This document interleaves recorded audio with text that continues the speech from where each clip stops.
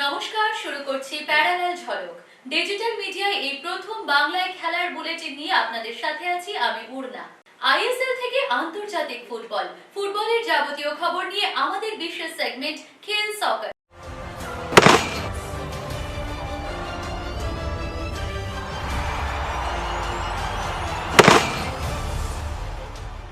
I league বিতর্ক মোড় নিল নতুন দিকে।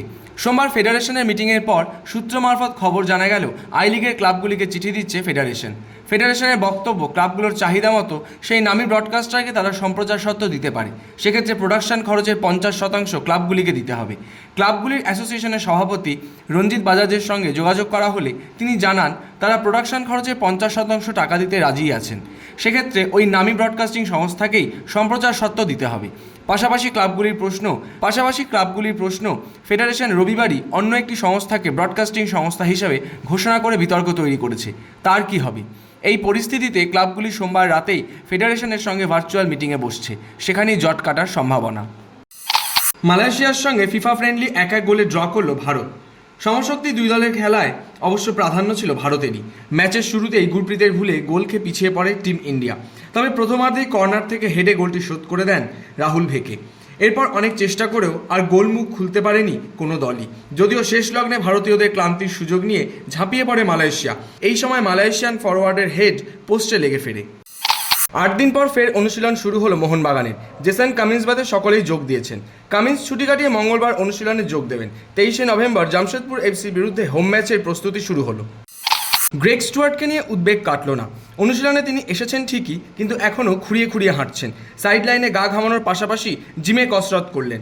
পায়ের ব্যান্ডেজ নেই ঠিকই, তবে 23 তারিখ জামশেদপুর ম্যাচেও তিনি অনিশ্চিত। পরের চেন্নাই ম্যাচে তাকে ফিট অবস্থায় পাওয়ার ব্যাপারে অবশ্য আশাবাদী সবুজ মেরুন শিবির।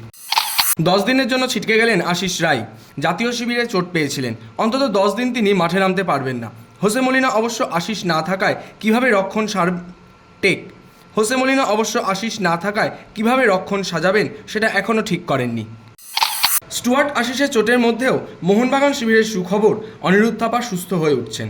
ওড়িশা ম্যাচে আহমেদ জাহুর ট্যাকেলে চোট পেয়েছিলেন, তাই জাতীয় শিবির থেকেও নিজেকে সরিয়ে নিয়েছিলেন। তবে 23 তারিখে জামশেদপুর ম্যাচে তাকে পাবে মোহনবাগান। নতুন লুকে দিমিত্রি পেত্রাতোস চুলের রং বদলে ফেললেন। 2022-23 মরশুমে তার চুলের রং ছিল এমনই, আবার সেই রং ফেরালেন চুলে। তবে চুলের সোনালি রং হয়তো ফিরল। এবার কি 2022-23 মরশুমের ফুটবলও ফিরবে তার পায়ে? জেমি ম্যাকলরেন কি এখনও পর্যন্ত মোহনবাগান সমর্থকদের প্রত্যাশা পূরণ করতে পেরেছেন? অজি স্ট্রাইকারকে নিয়ে মাতামাতি কম হয়নি। আসার পরও চোট পেলেও তাকে নিয়ে আলোচনাটা ছিল তুঙ্গে। সেই ম্যাকলরেন কয়েকটা ম্যাচ খেলে ফেললেন। তাকে ঘিরে যতটা প্রত্যাশা ছিল এখনও পর্যন্ত ততটা কি মেটাতে পেরেছেন? কি বলছেন প্রাক্তন ফুটবলার অমিত ভদ্র?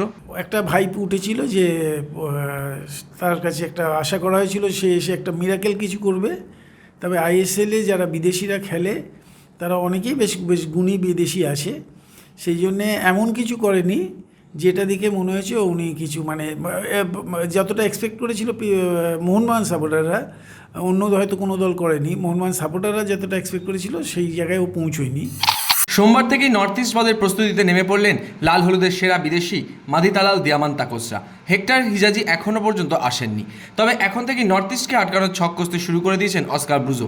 সেই ম্যাচে নামার আগে অবশ্য দলের ফিটনেসের ওপরই বাড়তি জোর দিচ্ছেন তিনি। সোমবারও বেশিক্ষণ সময় ফুটবলারদের ফিটনেস সেশনের ওপরই দিয়েছেন। এছাড়া ম্যাচ সিচুয়েশন প্র্যাকটিস ছাড়েন লাল হলুদ ফুটবলাররা। নর্থ ইস্ট ম্যাচ থেকে 3 পয়েন্ট পেতে মরিয়া লাল হলুদ বাহিনী।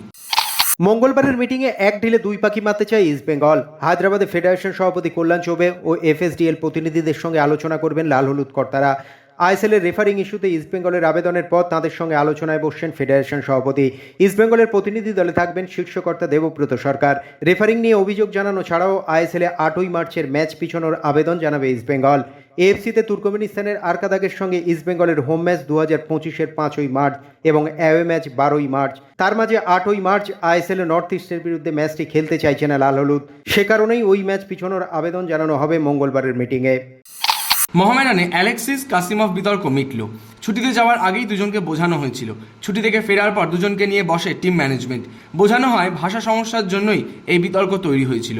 তবে দুজনেই পরস্পরের কাছে ক্ষমা চেয়ে নিয়েছেন এবং তারা জানিয়ে দিয়েছেন ভবিষ্যতে এর কোনো প্রভাব পড়বে না। পরপর 2 ম্যাচে বড় জয় পেল বাংলা। সন্তোষ ট্রফিতে কার্যত ফাইনাল রাউন্ডে উঠে গেল তারা। দ্বিতীয় ম্যাচে 7 গোলে উত্তরপ্রদেশকে হারালো সঞ্জয় সেনের ছেলেরা। রবি হাঁসদার 4 গোল এবং মনতোষ মাঝির হ্যাট্রিকে ভর করে বড় জয় পেলেন তারা। সঞ্জয় সেন এই জয়ের পুরো কৃতিত্ব দেন তাঁর দলের ছেলেদের। মনতোষকে জীবনে প্রথম হ্যাট্রিকের শুভেচ্ছাও জানিয়েছেন তিনি। ছেলেরা তার পরিকল্পনা মাফিক খেলেছে। ম্যাচের সিদ্ধান্ত যেন প্রথমার্ধেই হয়ে যায়, এই বার্তা দিয়েই বাংলা দলকে মাঠে নামিয়েছিলেন কোচ। তার কথা মতোই প্রথমার্ধে 5-0 গোলের লিড নিয়েছিল বাংলা। দ্বিতীয়ার্ধে উত্তরপ্রদেশের কাছে সুযোগই ছিল না ঘুরে দাঁড়ানোর। এখন বাংলার লক্ষ্য 3 ম্যাচ জিতে ফাইনাল রাউন্ডে যাওয়া। এগিয়ে থাকলেও আত্মতুষ্টিতে ভুগছেন না কোচ। তিনি চান ফাইনাল রাউন্ডে বাকি দলগুলো যেন বাংলাকে সমীহ করে। 3 গোলের একটা ব্যবধান অনেক সময় মোটামুটি ধরে নেওয়া যায় যে অপোনেন্ট হয়তো শোধ করতে পারবে না। এটা কৃতিত্ব ছেলেদের এবং আরেকটা ম্যাচ আমাদের আছে, আমাদের জিততে হবে এবং আমরা যদি 3টে ম্যাচ জিতে পরবর্তী রাউন্ডে যেতে পারি, এটা একটা হয়তো অপোনেন্ট যাদের সাথে খেলবো তাদের কাছে একটা বার্তা যাবে যে বেঙ্গল টিম আসছে, বেঙ্গল টিমের সাথে আগেও খেলেছে, আগামী দিনেও খেলবে। কিন্তু 3টে ম্যাচ তুমি যদি একটা বড় ব্যবধানে জিতে আসো, একটা সাইকোলজিক্যাল হয়তো 1% হলেও আমরা অ্যাডভান্টেজ পেতে পারি। সন্তোষ ট্রফির পরপর 2 ম্যাচে বড় জয় পেয়েও নিশ্চিত নন আইএফএ সভাপতি অজিত বন্দ্যোপাধ্যায়। শেষ ম্যাচে জয়ের পর নিশ্চিত হবেন তিনি। পরের ম্যাচটাকেও টিম যেন হালকাভাবে না নেয়, সবসময় বাংলা দলের পাশে থাকতে চান তারা। এক্ষুনি সন্তুষ্টির জায়গায় চলে যাই না, যাব না, তার কারণ আমাদের নেক্সট ম্যাচ বাকি রয়েছে। নেক্সট ম্যাচেও আমরা জিততে চাই। সেটা হওয়ার পরে স্যাটিসফ্যাকশান লেভেল এখন তো নয়, স্যাটিসফ্যাকশান লেভেল হচ্ছে লাস্ট ম্যাচ যেদিন হবে সেদিন আমরা স্যাটিসফ্যাকশান লেভেলে যাব। এখনও পর্যন্ত আমরা আছি ধরো দৌড়চ্ছি, এখন শুধু দৌড় শুরু হয়েছে। আমরা খালি বলতে পারে একটা গণ্ডি পেরোবার একটা জায়গায় এসে গেছি, কিন্তু আগামী দিনে যে ম্যাচটা রয়েছে সেটা তো আমাদের জিততে হবে। এই জায়গায় কোনো হালকাভাবে নিলে চলবে না। 2 ম্যাচে 6 গোল। বাংলা দলের রবি উদয় হয়েছে রবি হাঁসদার পা দিয়ে। বাবার ইচ্ছাতেই ফুটবলে হাতেখড়ি হয়। নিজে চাষের কাজ করলেও ছেলের ফুটবল খেলা বন্ধ হতে দেননি। কষ্ট করে ছেলেকে বর্ধমান থেকে কলকাতা ময়দানে পাঠিয়েছেন ফুটবল খেলার জন্য। 4 মাস হলো রবির বাবা মারা গেছেন। এখন রবি ফুটবল খেলেই রোজগার করছেন। সঙ্গে রবির মাও চাষ করে পরিবারে আর্থিকভাবে সাহায্য করছেন। রবির স্বপ্ন বড় ক্লাবে খেলার, পরিবারের পুরো দায়িত্ব নিজের কাঁধে তুলে নেওয়ার। সোমবার রবি যখন 4 গোল করে উচ্ছ্বাস করছেন, সামনেই তার স্ত্রী আর কোলে ছোট বাচ্চা মেয়েটি বাবাকে দেখছে। রবিকে না জানিয়েই তার স্ত্রী ভারতী হাঁসদা বর্ধমান থেকে কল্যাণী এসেছেন। মেয়ে স্ত্রীকে দেখে খুশি রবিও। 2022 বিশ্বকাপের পর থেকে নিজেদের ইতিহাসের সবচেয়ে বাজে সময় যাচ্ছে ব্রাজিল ফুটবলে। কোচ দরিভাল জুনিয়রের তত্ত্বাবধানেও ঘুরে দাঁড়াতে পারেনি দল। বিশ্বকাপ বাছাইও ছন্দে নেই তারা। এরকম পরিস্থিতিতে প্রশ্ন উঠছে সেই চেনা ছন্দে আবার কবে দেখা যাবে ব্রাজিলকে।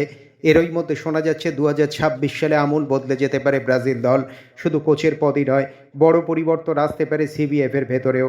ব্রাজিলিয়ান কিংবদন্তি রোনাল্ডো নাজারিও নিজেই নাকি সিবিএফের সভাপতি হতে চান।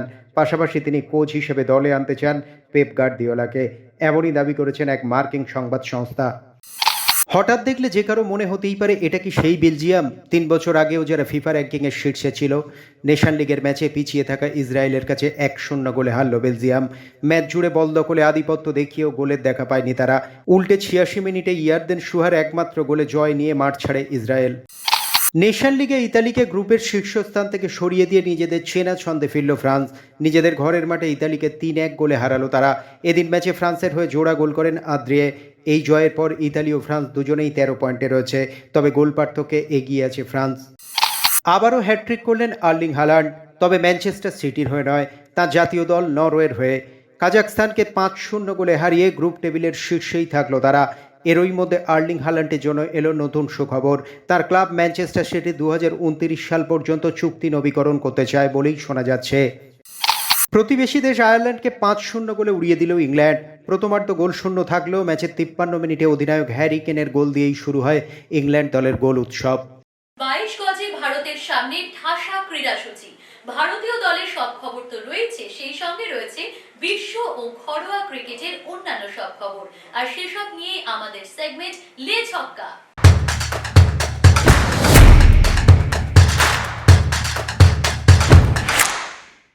প্রথম ম্যাচে রোহিত শর্মা নয়, জসপ্রীত বুমরার নেতৃত্বেই অস্ট্রেলিয়ার বিরুদ্ধে নামতে চলেছে ভারত। চোটের জন্য ছিটকে গিয়েছেন শুভমান গিল, এবার রোহিতও নেই। সবকিছু ঠিকঠাক চললে একেবারে অ্যাডিলেডেই সরাসরি ভারতীয় দলের সঙ্গে যোগ দেবেন রোহিত শর্মা। নিউজিল্যান্ডের বিরুদ্ধে সিরিজ শেষ হওয়ার পরই প্রথম টেস্টে না খেলার ইঙ্গিত দিয়েছিলেন ভারত অধিনায়ক। কয়েকদিন আগেই দ্বিতীয়বার বাবা হয়েছেন তিনি। আপাতত পরিবারের সঙ্গেই রয়েছেন রোহিত। প্রথম টেস্টেই ভারতের সামনে গ্রিন টপ। আগামী 22শে নভেম্বর বর্ডার গাভাস্কার ট্রফির প্রথম ম্যাচে নামতে চলেছে ভারত ও অস্ট্রেলিয়া। পার্থে প্রথম টেস্টের পিচের ছবি সোমবারই প্রকাশ্যে এসেছে। সেই ছবি কিন্তু খানিকটা হলেও চিন্তা বাড়াবে ভারতীয় শিবিরে। পার্থের পিচ যে প্রথম দিন থেকেই পেসারদের কাছে বাড়তি সুবিধা দিতে চলেছে তা পার্থের পিচ কিউরেটারের ইঙ্গিত থেকেও বেশ স্পষ্ট। ভারতের সামনে শুরু থেকেই যে এবার কঠিন চ্যালেঞ্জ ছুড়ে দিতে চলেছে অস্ট্রেলিয়া তা এখন থেকেই বোঝা যাচ্ছে। বর্ডার গাভাস্কার ট্রফিতে ফিরছেন চেতেশ্বর পূজারা। না, ভারতীয় দলের সদস্য হয়ে নয়, এবার নতুন ভূমিকায় দেখা যাবে ভারতের টেস্ট স্পেশালিস্টকে। বর্ডার গাভাস্কার ট্রফিতে সম্প্রচারকারী চ্যানেলের কমেন্ট্রি বক্সেই দেখা যাবে চেতেশ্বর পূজারাকে। ভারতীয় দলের হয়ে 100টি টেস্ট খেলার অভিজ্ঞতা রয়েছে তার, সেই সঙ্গে টেস্টে তার রান রয়েছে 7000। এবারে বর্ডার গাভাস্কার ট্রফির আগে পূজারাকে দলে ফেরানো নিয়ে একটা গুঞ্জন শুরু হয়েছিল। সেই মঞ্চে তিনি ফিরছেন ঠিকই, কিন্তু সম্পূর্ণ নতুন ভূমিকায়। হাতে রয়েছে আর মাত্র 3 দিন, এরপরই পার্থে অস্ট্রেলিয়ার বিরুদ্ধে প্রথম ম্যাচে নামবে ভারত। সেখানে নামার আগে বেশ আত্মবিশ্বাসের সুরই শোনা যাচ্ছে ভারতীয় দলের সহকারী কোচ অভিষেক নায়ারের মুখে।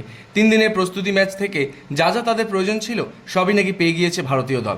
কার্যত অস্ট্রেলিয়ার বিরুদ্ধে নামার আগে তারা প্রস্তুত বলেই মনে করছেন অভিষেক নায়ার। 22শে নভেম্বর এখন শুধু মাঠে নামার অপেক্ষা। বর্ডার গাভাস্কার ট্রফি শুরু হওয়ার আগে গৌতম গম্ভীরের উদ্দেশ্যে বিশেষ বার্তা প্রাক্তন অধিনায়ক সৌরভ গঙ্গোপাধ্যায়। অস্ট্রেলিয়ার বিরুদ্ধে অবশ্যই যেন রবিচন্দ্রন অশ্বিনকে খেলানো হয়। অস্ট্রেলিয়ার ব্যাটিং লাইনআপে বাঁহাতি ব্যাটাররা রয়েছেন, তাদের উপর অশ্বিনের প্রভাব অনেকটাই বেশি পড়বে বলে মনে করছেন সৌরভ। পার্থের মতো পিচে অশ্বিনকে খেলানোটা উচিত বলেই মনে করেন তিনি। আভাসটা আগে থেকেই ছিল, মোহাম্মদ শামিকে রেখেই সৈয়দ মুস্তাক আলী ট্রফির দল ঘোষণা বাংলার। আপাতত তিনি ভারতীয় স্কোয়াডে নেই, যতদিন না তাকে ডাকা হচ্ছে বাংলার জার্সিতে মুস্তাক আলীতে দেখা যাবে এই তারকা পেসারকে। প্রথম ম্যাচে পাঞ্জাবের বিরুদ্ধে নামবে বাংলা, সেই ম্যাচে তো শামি রয়েছেনই, পরবর্তী কয়েকটা ম্যাচেও তার খেলার সম্ভাবনা রয়েছে। আগামী 23শে নভেম্বর থেকে শুরু হবে এবারে Syed Mushtaq Ali trophy. Football, cricket ছাড়াও রয়েছে অন্যান্য সব খেলার খবর, আর সেসব নিয়ে আমাদের সেগমেন্ট উইন প্লে।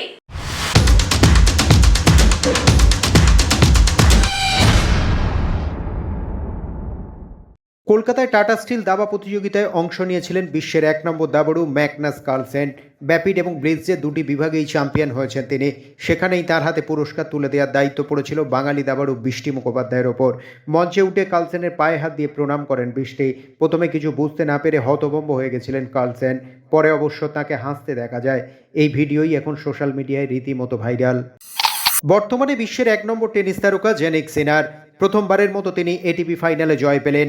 এটাই ইতালির মাটিতে তার প্রথম শিরোপা জয়। 23 বছর বয়সী সিনার তার প্রতিপক্ষ টেলর ফ্রিজকে 6-4, 6-4 ব্যবধানে হারিয়ে চ্যাম্পিয়ন হন। দীপিকাদের দুরন্ত ফর্মে ভর করে এশিয়ান চ্যাম্পিয়ন্স ট্রফির শেষ লিগ ম্যাচে জাপানকে 3-0 গোলে হারালো ভারত। এর ফলে লিগ টেবিলের শীর্ষে থেকেই সেমিফাইনালের টিকিট পাকা করে ফেলল ভারতীয় মহিলা হকি দল। এদিন ম্যাচে জোড়া গোল করেন টুর্নামেন্টের সর্বোচ্চ স্কোরার দীপিকা। এই নিয়ে টানা 5 ম্যাচের 5টিতেই জয় পেল ভারত। খেলার জগতে হরেক রকমের মন্তব্য, আর সেই সব মন্তব্যের কোলাজ নিয়েই আমাদের বিশেষ সেগমেন্ট থ্রো ইন।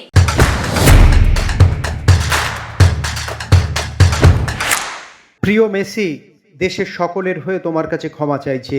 তোমার দিকে বোতল ছোড়া হয়েছে, এটা ঠিক হয়নি। তুমি বিশ্বের কোটি কোটি মানুষের আদর্শ। অনেকদিন পর আমরা এমন পারফরমেন্স দেখালাম। দলের সবাই যেভাবে লড়াই করেছে তা আলাদাভাবে উল্লেখ করার মতো। এটাই ফ্রান্সের আসল রূপ। আত্মবিশ্বাসটাই আসল। রাহুলের উচিত নিজের সঙ্গে কথা বলা। খেলায় উত্থান পতন হতেই পারে, আত্মবিশ্বাসও বাড়ে কমে। নেটে কঠোর পরিশ্রম করে তা ফিরিয়ে আনতে হবে। আয়নায় নিজের মুখ দেখতে হবে, বোঝাতে হবে তুমি পারবে, তবেই আত্মবিশ্বাস ফিরবে। প্যারালাল ঝলক আজ এ পর্যন্তই। খেলার দুনিয়ার যাবতীয় সব খবরের সেরা প্যাকেজ নিয়ে প্যারালাল ঝলক দেখতে থাকুন প্রতিদিন রাত 10টায়।